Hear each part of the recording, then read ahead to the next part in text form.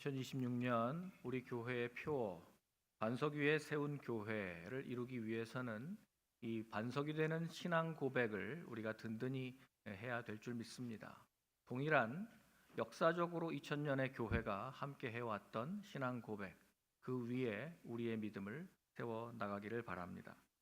여러분, 건물을 지을 때 가장 중요한 것은 바로 기초입니다.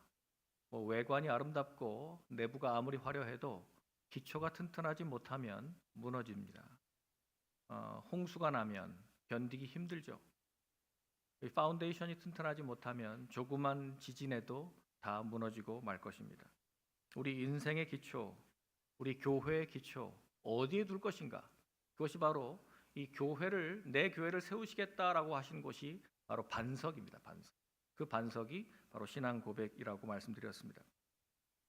예수님께서 마태복음 16장 그 가이사랴 빌립보라고 하는 그 화려한 도시에서 로마 황제 신전이 있고 그 판신전이 있어서 그 깊은 그 하데스라고 일컬어졌던 그 동굴이 입을 벌리고 있는 그 세상 권력과 우상의 한 가운데서 주님께서 너희는 나를 누구라고 하느냐 질문하셨죠.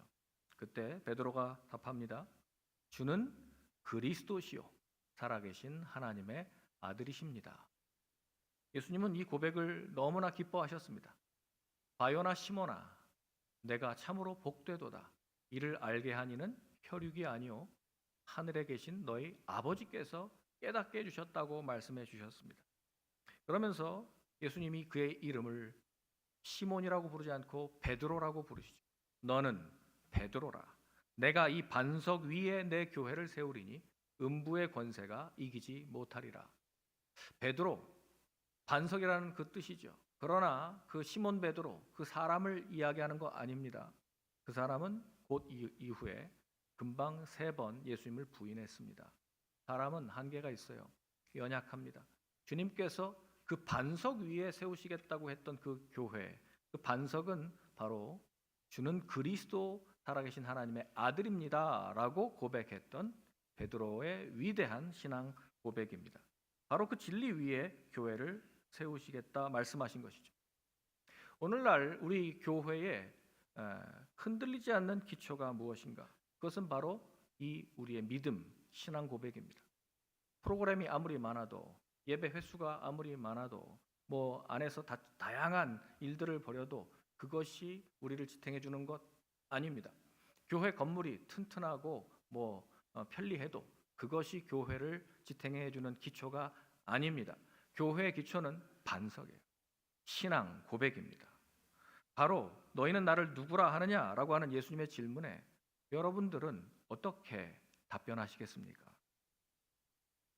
주는 그리스도시요 살아계신 하나님의 아들이십니다 라고 고백했던 이 베드로의 신앙 고백과 같이 나는 유일하신 아들 우리 주 예수 그리스도를 믿습니다 라고 여러분들이 고백한다면 이 2000년 동안 우리가 해왔던 우리 기독교의 대표적인 역사적인 신앙 고백 이 위에 우리의 믿음을 세울 수 있을 거라 생각합니다. 여러분, 이 짧은 문장 속에서 정말 우주를 뒤흔드는 엄청난 진리를 우리는 발견합니다. 우리를 살리는 복음이 여기 고스란히 담겨 있습니다. 빌립보서 2장 오늘 말씀은요, 우리가 고백하는 예수 그리스도가 누구이신지 분명하게 말씀해주고 있습니다. 오늘 읽은 빌립보서 2장 6절에서 11절 이 말씀은 유명한 초대교회의 찬송시였습니다. 그래서 사도 바울이 빌립보서를 쓸 때 분열되었던 그 교회 안에 서로 하나 되라, 마음을 같이 해라 라고 하는 그 권면을 하면서 너희 안에 이 마음을 품으라, 곧 그리스도 예수의 마음이니 라고 권면하시면서 그 근거로 이 유명한 그리스도 찬가, Christ Hymn이라고 하는 이 찬송을 지금 다시 한번 일깨워주고 있는 것입니다. 이 말씀을 통해서 우리가 믿는 분이 어떻게 구세주가 되실 수 있었고 모든 이름 위에 뛰어나신 주님으로 모든 사람이 다 이 주님 앞에 엎드리고 영광을 돌려야 하는지, 그래서 이 기독론의 최고봉 그 말씀을 우리에게 주신 것입니다. 우리가 믿는 것, 우리가 믿는 것이 무엇입니까? 바로 나는 유일하신 아들 우리 주 예수 그리스도를 믿습니다. 우리는 예수 그리스도를 믿습니다. 사도신경은 우리가 믿는 대상을 제일 먼저 예수라고 부릅니다. 여러분, 예수라고 하는 이름, 우리 성탄절에도 이 말씀을 드렸는데요. 하나님께서 직접 주신 이름이죠. 천사를 통해서 요셉에게 이렇게 이름을 붙이라고 하셨습니다. 예수 그 이름 뜻이 무엇입니까? 그는 자기 백성을 저들의 죄에서 구원할 자라는 것입니다. 예수는 구원할 자라는 뜻입니다. 여러분, 예수라는 이 말이 그 당시에도 굉장히 흔한 이름이었습니다. 사람들이 많이 쓰던 이름이었어요. 그러나 이 이름은 하나님이 직접 이렇게 붙이라고 말씀하신 이름이에요. 예수는 여호수아와 같은 이름이라고 제가 말씀드렸습니다. 히브리어의 예슈아. 지금도 히브리어로는 예슈아라고 말을 하는데,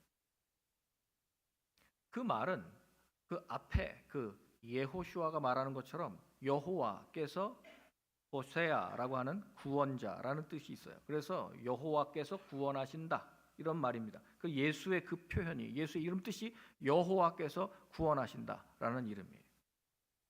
2000년 전에 팔레스타인 땅을 걸으셨던 역사적인 인물이셨습니다. 그런데 사도 바울은 빌립보서 2장 6절, 오늘 읽은 첫 번째 구절에서 이렇게 말합니다. 이 인간으로 오신 예수님의 진짜 신분이 무엇인지를 드러내십니다. 한번 읽어보겠습니다. 시작. 그는 근본 하나님의 본체시나 하나님과 동등됨을 취할 것으로 여기지 아니하시고, 그분의 신분이 드러났습니다. 누구십니까? 하나님이십니다. 그는 근본 하나님이십니다. 우리가 사람 예수로 알고 있었는데 그분이 하나님의 본체시다라고 말하고 있습니다. 여기 본체라고 하는 그 모르페라고 하는 저 단어는요, 껍데기가 아니에요. 어떤 흉내를 내는 외식이 아닙니다. 우리의 본질을 말하는 거예요. 예수님은 하나님을 흉내낸 초인, 슈퍼맨이 아니에요. 많은 이단들이 예수님은 원래 인성을 가지신 사람인데 요단강에서 침례받을 때 성령을 받으시면서 성령으로 충만해지셔서 초인적인 그런 메시아로 등극하셨다. 사람들이 그렇게 생각합니다. 그렇지 않습니다. 예수님 처음부터 하나님, 창조되지 않은 하나님, 태초부터 계셨던 성부, 성자, 성령 하나님 중에 한 분이십니다. 그건 하나님이세요. 창조되신 분이 아니에요. 그런데 왜 낳으셨다라는 표현을 하냐면 인간의 몸을 입고 오셔야 됐기 때문에 마리아의 몸을 빌어서 오신 것이죠. 그래서 2000년 전 베들레헴에서 역사적으로 태어나셨지만 그분은 원래부터 창세 전부터 계셨던 하나님이셨습니다. 본질상 하나님과 조금도 다르지 않으신 신격입니다. 그래서 우리는 성부, 성자, 성령 삼위일체 말씀할 때 그는 항상 아들로 지칭되는 하나님이십니다. 우주를 창조하신 그분이십니다. 그런데 6절 하반절에 이렇게 놀랍게 반전을 말씀하시죠. 그분이, 하나님이신 그분이 하나님과 동등됨을 취할 것으로 여기지 아니하셨다. 여러분, 세상 신들 한번 보세요. 이 당시에 제일 빌립보 교회에게 이 편지를 쓸 때 로마 도시에서 다들 잘 알고 있었던, 그리고 숭상했던 로마 신화, 그리스 신화의 제우스만 한번 떠올려 보십시오. 피라미드 정점에 올려서 신들은 밑에 있는, 밑바닥에 있는 사람들을 부리면서 이거 시키고 저거 시키고 괴롭히는 게 신입니다. 그게 모든 종교의 신들이 다 그렇습니다. 높은 자리에 올라가서 군림하는 거, 신들이 다스리는 거, 그게 신의 목적이에요. 그런데 오늘 하나님과 본체시고 하나님이신 그 예수님께서 어떻게 하셨어요? 하나님과 동등됨, 그 특권을, 그 신으로서의 그 권리를 인정하고 그가 내려놓으셨어요. 정반대로 자신의 안위를 위해서 그 신으로서의 그 모든 권리를 사용하지 않기로 그래서 움켜졌던 그 손을 지금 쫙 펼치시는 거예요. 이것이 바로 취할 것으로 여기지 아니하시고, 하나님이 직접 피라미드의 최밑바닥으로 내려오셨다는 거예요. 예수님은 하나님과 동등한 이 권리와 영광을 이미 가지고 계셨죠. 그러나 아담이 하나님같이 되려고 금지된 것을 취하려 했기 때문에 타락했지 않습니까? 그것과 대조적으로 그리스도는 이미 하나님이셨으면서도 하나님과 동등됨을, 자신의 그 권리를 취하지 않고 버리셨습니다. 7절 말씀 그래서 이렇게 말합니다. 오히려 자기를 비워 종의 형체를 가지사 사람들과 같이 되셨다. 여기 자기를 비워라는 이 말이 지금 이 찬송시의 대표적인 문장이 되어버렸습니다. emptied himself라고 했죠. 이게 지금 auton keno라는 말인데요. 이 keno라는 말이 비우다. 그래서 kenosis라는 말이 여기서 나오는 거예요. 그래서 kenosis 기독론이라고 말합니다. 이 이야기를 빌립보서 2장 6절 이하의 말씀을 kenosis, 즉 예수님이 자신을 비웠다라고 말합니다. 우리 기독교의 가장 큰 진리, 바로 비우는 겁니다. 왕이 왕궁을 버리고 노예의 옷을 입으신 것처럼 당신의 신성을 일시적으로 가린 것입니다. 예수님은 하나님과 동등한 신적인 영광을 가지고 계셨지만 사람의 육체라고 하는 그 휘장으로 당신의 그 신성, 영광을 감추셨습니다. 잠깐 그 영광이 언뜻 비쳤을 때들이 몇 번 복음서에 보입니다. 하나님의 영광이. 특별히 기억나는 것은 변화산 꼭대기에서 세 제자 베드로, 요한, 야고보는 그 영광을 잠깐이지만 봤습니다. 그분이 원래 하나님이셨다는 걸. 잠깐 보고도 황홀해가지고 어쩔 줄을 몰라요. 이분이 원래 하나님의 형상이에요.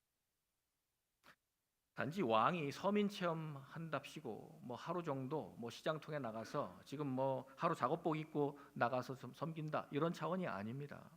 예수님은 종의 형체를 가지셨습니다. 흉내만 내신 것이 아니라 진짜 종이 되어 자기를 비우시고 낮아지셔서 하나님이 바로 우리와 같은 사람이 되어 오셨다. 여러분, 이 말씀을 성육신이라고 말하죠. 여기 성은 거룩할 성자가 아닙니다. 될 성자입니다. 이룰 성자. 우리 사람의 육신이 되셨다고요. incarnation, becoming flesh가 되셨다고. 우리 사람 육체, 똑같은 육체, 영이신 하나님이 사람의 육체를 입고 사람이 되어 오셨다. 그래서 100% 사람의 인성을 가지고 계십니다. 모든 것을 다 하실 수 있는 전능하신 하나님께서 사람의 인성을, 육체를 입고 오셔서 조금 시간이 지나시면 배가 고프시다고 뭘 자꾸 갖고 오라 그러시고, 목마르다고 물도 드셔야 되고, 또 피곤하다고 주무시고, 심지어는 사역이 너무 고되셔서 막 풍랑이 일고 막 배가 뒤집어질 것 같은데도 그냥 주무세요. 너무 피곤하셨어요. 그러면서 종의 형체를 가져 내려오고 낮추시고 정말 비우시더니 자기 제자들의 발을 씻는 정말 종의 모습으로 섬기십니다. 자기를 비운다는 게 뭡니까? 그러니까 내 자존심, 내 권리, 내 영광 포기하는 거예요. 그게 비우는 거예요.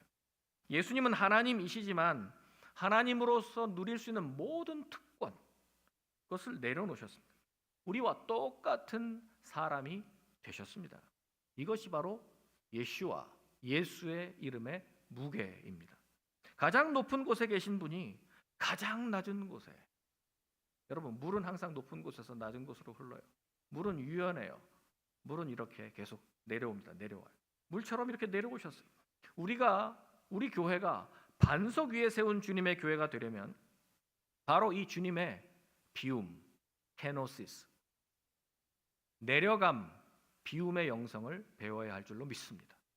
세상은 끊임없이 올라가라, 높아져라, 움켜져라 이렇게 말합니다. 그런데 예수님은 계속 우리에게 보여주신 모델과 그의 말씀은 내려가라, 낮아져라, 비워라, 섬겨라 이렇게 말씀하십니다. 높아지려고만 하는 세상 속에서, 모두가 피라밋 저 정점을 향해서 달려가고 있는 세상에서 예수님은 오히려 비워라, 버려라, 낮아져라, 케노시스를 말씀하십니다. 기꺼이 예수님의 모델을 닮아서 낮아지기를 원하는 성도들, 그것이 바로 반석이요, 그 반석 위에 주님의 교회를 든든히 세워줄 줄 믿습니다. 두 번째로 우리 사도신경은 이렇게 고백하죠. 나는 유일하신 아들, 우리 주 예수 그리스도를 믿습니다. 유일하신 아들이십니다. 그분은 독생자라고 요한복음 3장 16절은 그렇게 말합니다. 성경에서 외아들이라는 단어가 가장 가슴 아프게 쓰였던 곳이 어디일까요? 저는 창세기 22장의 그 모리아 번제 사건 같습니다. 아브라함이 이삭을 바칠 때였습니다. 하나님은 아브라함에게 이렇게 말씀하시죠. 창세기 22장 2절 말씀에 보면 내 아들, 내 사랑하는 독자. 이 말씀에 우리는 당연히 예수 그리스도 유일하신 아들이 떠오르죠. 그 독자 이삭을 데리고 모리아산으로 가서 그를 번제로 바쳐라. 여러분 상상해 보십시오. 아브라함이 약속을 받고 25년 만에, 그러니까 100세에 자신의 모든 생물학적 기능 다 끝났고 자기 와이프도 다 경수도 끝났고 폐경이에요. 그런데 그때 하나님의 약속대로 그 씨를 주셨고 태를 열어주셔서 100세에 얻은 내 독생자예요. 이삭이에요. 이삭. 생명보다 귀한 아들. 근데 그 아들이 장성했는데 그 아들을 지금 번제로 바치라고요. 아브라함 마음이 어땠겠습니까? 하나님 아버지의 그 뜻을 다 이해하지 못하지만 순종해야 되겠기에 정말 마음이 찢어졌을 것입니다. 그런데 또한 저는 지금 이 아들, 유일하신 아들, 그 이삭의 순종이 참 놀랍다라고 여겨집니다. 여러분 당시 이삭이 짐을 충분히 짊어지고 올라갈 정도로 장성했어요. 소년이라고 해도 10대 후반입니다. 거의 20살 다 된 청년이라고요. 늙은 아버지가 칼을 들 때 얼마든지 힘으로 뿌리치고 도망갈 수도 있었습니다. 그러나 이삭은 조금도 반항하지 않죠. 아버지의 뜻에 따라 말없이 제단 위에 순순히 눕습니다. 이것이 유일하신 아들의 특징이에요. 예수님이 그렇게 순순하게 십자가에까지 내어 주셨어요. 아버지와 하나이기 때문에 아버지의 뜻에 온전히 복종하십니다. 빌립보서 2장 8절 말씀은 이렇게 말하죠. 예수님의 순종을 이렇게 묘사합니다. 사람의 모양으로 나타나사 자기를 낮추시고 죽기까지 복종하셨으니 곧 십자가에 죽으심이라. 여러분 여기 보면 지금까지 물론 6, 7, 8절에 나와 있지만 이 말씀은 3중의 하강이 나옵니다. 하나님과 동등되신 그분이 종의 형체를 가져 사람과 같이 사람의 모양으로 육체를 입고 내려오셨습니다. 그것도 가장 낮은 베들레헴의 말 구유에 누이셨습니다. 종의 형체를 가져. 그리고 더 낮추셔서 이제 죽으시기까지 순종하십니다. 십자가 지시는 데까지 나갑니다. 십자가는 사람이 달릴 수 있는 최고의 최악의 형틀입니다. 오늘날은 없어요. 십자가 사형 제도가. 물론 가끔 기독교인들을 박해하기 위해서 극악무도한 집단들이 한 번씩 쓰기는 하지만 법적으로 헌법이 작동되는 정상적인 국가에서는 십자가 형틀은 없습니다. 너무나 끔찍해서 이런 일들로 사람을 이렇게 죽이면 안 된다고 지금 다 동의하는 일이에요. 그 가장 낮은 그 죽음을 예수님이 죽으셨어요. 이 하강, 삼중 하강의 최저점, 그 가장 밑바닥을 보여주고 있습니다. 사람의 모양으로 나타나셨다는 것은 그가 역사적으로 사람으로 실존하셨다라고 하는 것을 보여주고 있죠. 순종하셨다, 윤리적으로 완전하게 다 따라가셨다는 것을 말씀하시는 겁니다. 여기 십자가의 죽으심이라는 것은 그가 온전한 순종으로 이 대속의 그 사역을 이루셨다는 것입니다. 여러분, 죽기까지 복종했다는 말이 죽는 신용했다는 말이 아니에요. 이삭은 다행히 죽음 직전에 아브라함아 아브라함아 하시면서 눈을 열어주셔가지고 바로 그 뒤에 있었던 예비된 순양으로 대체할 수 있었어요. 그 순양이 바로 예수 그리스도를 상징하는 것이죠. 이삭은 죽음에서 살아났습니다. 그래서 사실은 이삭도 죽음과 부활을 예표하는데요. 예수님은 정말로 죽음의 자리까지 내려가셨습니다. 당시 십자가는 요즘 우리가 액세서리 활용하는 것처럼 뭐 목걸이, 귀걸이 하는 것처럼 그런 낭만적인 액세서리 아니에요. 로마 시민들에게는 입에 담기도 참 불편하고 저주스럽고 수치스럽고 아주 끔찍한 그러한 처형 도구였습니다. 벌거벗겨진 채 서서히 말라 죽어가는 예수님은 3시간 만에 운명하셨어요. 하도 채찍을 많이 맞고 너무 많은 피를 흘리셨기 때문이죠.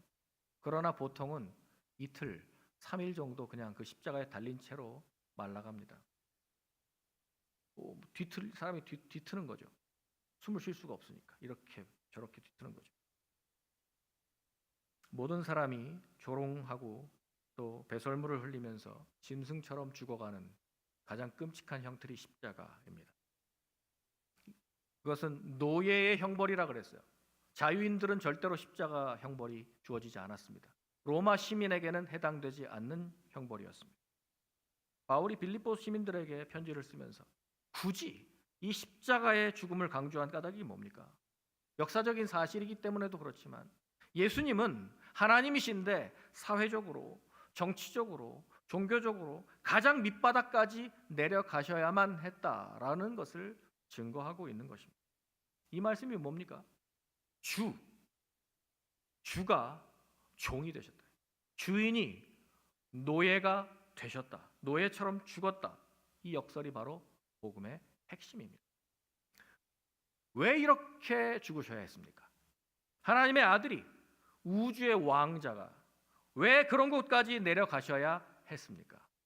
사람도 웬만한 사람 가지 않는 왜 이 최악의 형틀까지 내려가셔서 죽으셔야 했다는 말입니까? 그것은 바로 저와 여러분의 죄 때문입니다. 이 죄의 그 형벌을 그 아들이 대신 짊어지기 위함이었습니다. 그것 때문에 사람이 되어 오신 것이고 그 이유 때문에 주님이 십자가를 지신 것이죠. 아버지의 온전하신 그 뜻에 완전한 순종을 보이신 유일하신 아들. 아브라함은 결정적인 순간에 하나님의 천사가 개입해서 이삭이 죽지 않았지만 하나님 아버지는 이 순간만큼은 개입하지 않으셨습니다.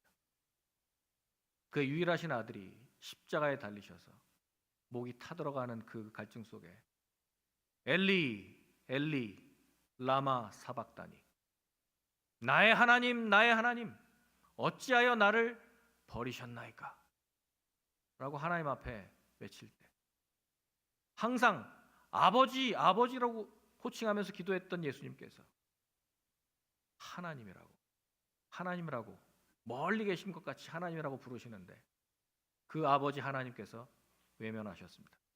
끝끝내 침묵하셨습니다. 왜요?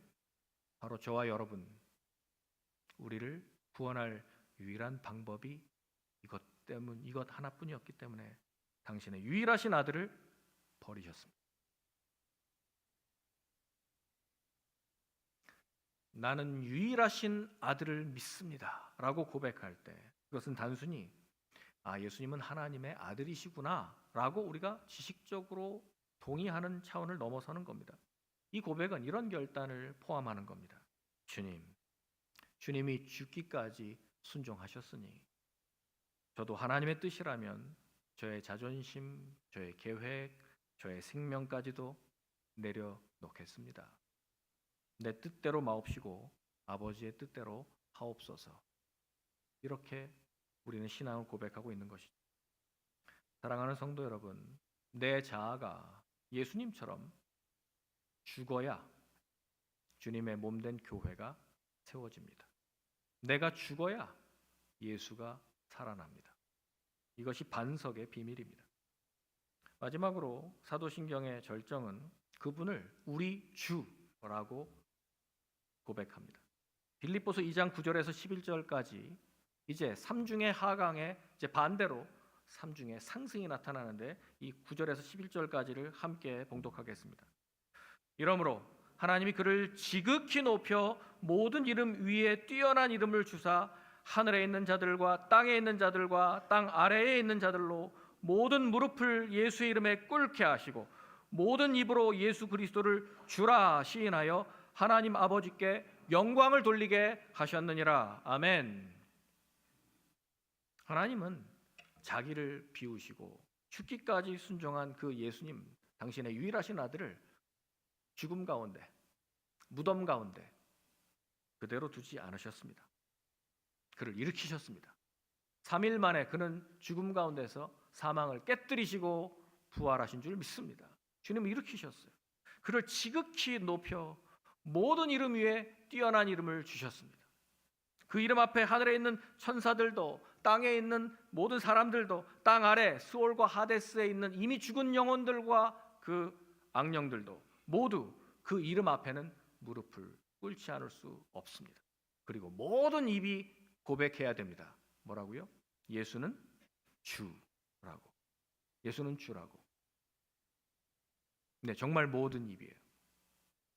이 땅에서 예수님을 주라고 고백하지 않은 사람들은 마지막 날 심판대 앞에서 반드시 하게 되어 있습니다. 모든 입으로 예수님을 고백해야 됩니다. 이 10절 11절 말씀은요, 이사야 45장 22절의 말씀을 배경으로 그들이 찬송시를 쓴 것입니다. 이사야 45장 22절 말씀 이렇게 말하죠. 땅의 모든 끝이여 내게로 돌이켜 구원을 받으라. 나는 하나님이라 다른 이가 없느니라.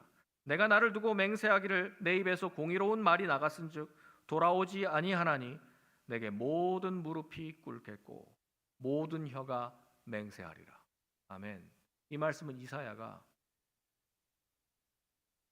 당시에 야훼 하나님, 그 하나님 앞에 모든 무릎이 꿇어야 되고 모든 혀가 그를 하나님으로 인정한다라고 하는 그 예언의 성취를 말씀하시는 것이죠.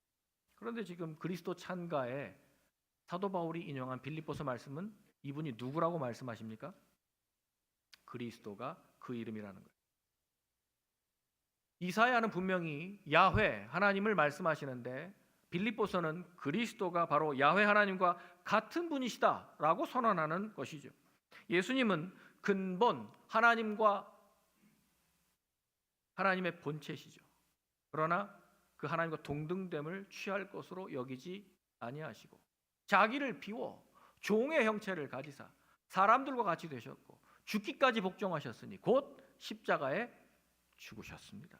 그렇게까지 완전한 순종을 보이신 주님을 하나님께서는 이제 이러므로 그를 지극히 높여 모든 이름 위에 뛰어난 이름을 주사 천상 또 지상 지하에 있는 모든 존재들의 모든 무릎을 다 예수 앞에 꿇게 하시고 모든 입으로 다 예수를 주라고 시인하게 하셨습니다. 할렐루야. 여러분, 이것이 우리가 외치는 찬송이요, 이것이 우리가 고백하는 나는 유일하신 아들 우리 주 예수 그리스도를 믿습니다 라는 신앙 고백입니다.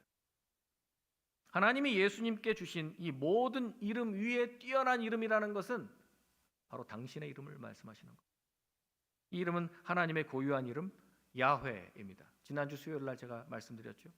출애굽기 3장에 떨기나무 가운데 그 불꽃으로 임하신 그분에게 당신의 이름을 제가 뭐라고 소개하면 되겠습니까? 모세가 물었을 때 나는 나다라고 말씀하셨죠. 에흐에 아쉐르 에흐에. 그래서 그거 앞자만 따서 요드하바브하, 이 거룩한 네 글자, 이 글자를 서기관들이 함부로 입에 담지 못하니까 읽지를 못해서 우리는 야훼 발음을 하는데 여호와라고 말을 하는데 그들은 그 말을 쓰지를 못해서 하나님의 거룩한 이름을 내가 함부로 입에 담을 수 없다. 그래서 이걸 다르게 발음을 하죠.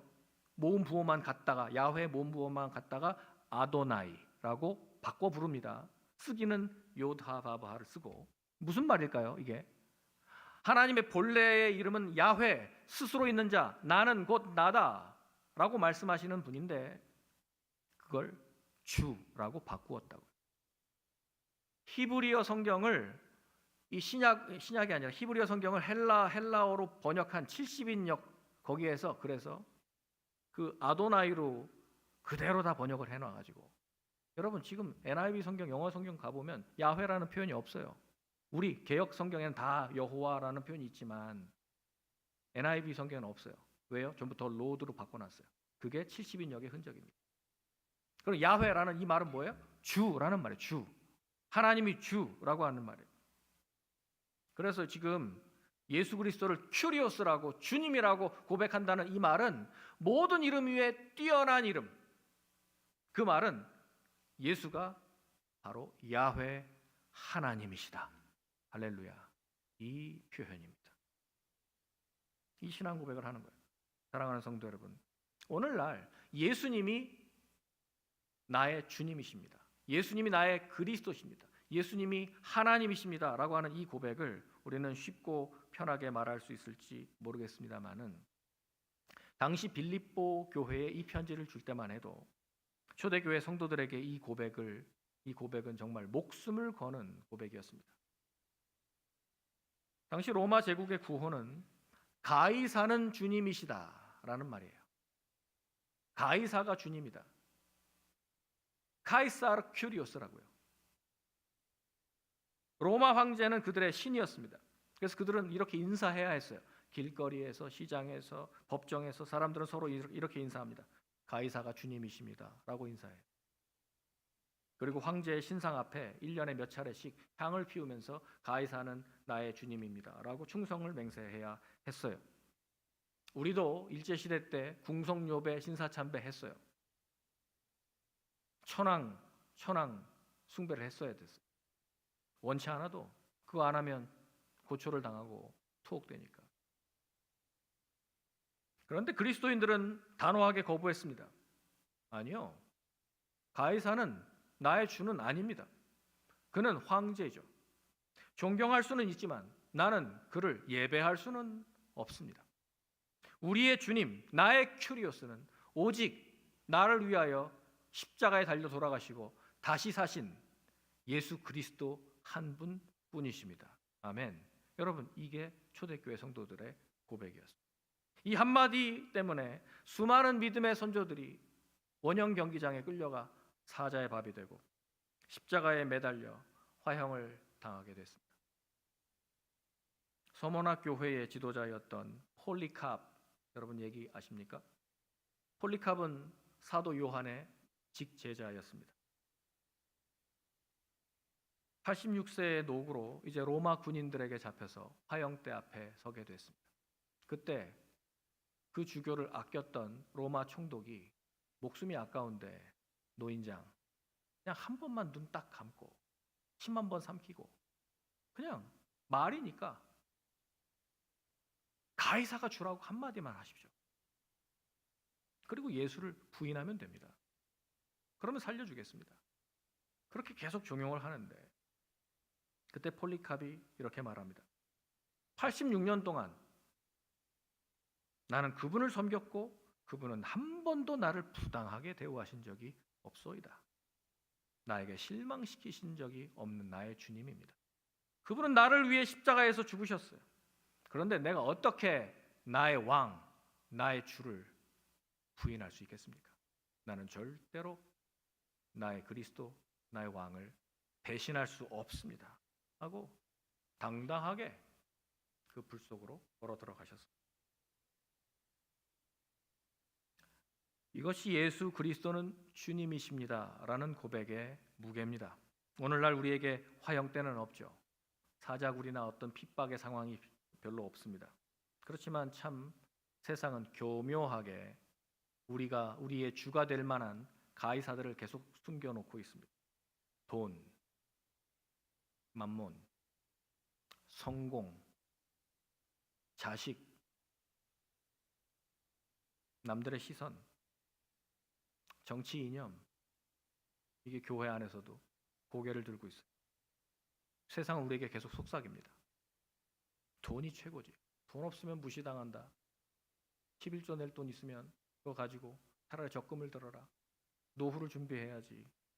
너의 미래를 보장해주는 주인은 돈밖에 없다. 여러분, 세상에 다 이런 이야기들 때문에 그리스도인들조차도 돈을 주인 삼고 따라가고 있는 경우가 얼마나 많은지 몰라요. 성공해야지. 양심 따위는 그냥 개나 줘버리고 너도 다른 사람 짓밟고 올라가야지. 그래야 네가 주인이 될 수 있는 거다. 이렇게 말하죠. 여러분, 팀 켈러는 그 Counterfeit Gods, 내가 만든 우상, 내가 만든 신이라고 하는 그 책에서 현대인의 우상을 이렇게 말하죠. 고대 석상들, 뭐 깎아 만든 그런 우상들 그것만이 아니고 지금 현대인들의 우상은 내 마음속에 있는 그 궁극적인 관심. 인간의 마음은 우상 공장과 같아서 가만히 두면 여러분들은 전부 하나님 아닌 다른 것들에 기웁니다. 돈이 실제적으로 가장 강력한 우상이죠. 현대인들의 우상은 자아실현이라고 하는 우상이 있어요. 자아성취. 어떻게든 내가 행복해야 돼요. 그러니까 내가 우상이에요. 예수님은 하나님과 동등됨을 취할 것을 여기지 않고 자기를 비우셨습니다. 버리셨습니다. 종의 형체를 가지셔서 우리를 구원하시고 이제 모든 이름 위에 뛰어난 이름이 되셨습니다. 우리는 바로 그분을 따라가고 있는 그리스도인입니다.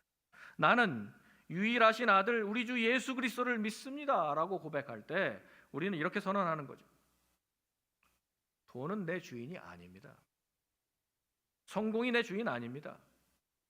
어떤 이데올로기가 내 주인이 아닙니다. 나를 위해 십자가에서 죽으시고 부활하신 예수 그리스도만이 나의 유일하신 주님이십니다. 저의 모든 결제권은 주님이 가지고 계십니다. 여러분, 최종 결제를 맡을 때 돈이 결정하십니까? 아니면 주님께 여쭤보십니까? 주님이 정말 가라고 하시면 손해보더라도 가실 수 있겠습니까? 그것이 이 고백에 담긴 신앙의 무게입니다. 사랑하는 성도 여러분, 우리 교회의 비전인 이 반석 위에 세운 교회, 이거 구호 매일 반복한다고 되는 거 아니에요.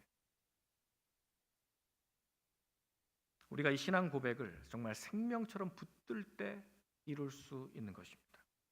사도신경의 두 번째 고백, 나는 유일하신 아들 우리 주 예수 그리스도를 믿습니다. 이 고백을 할 때마다 기억해야 됩니다.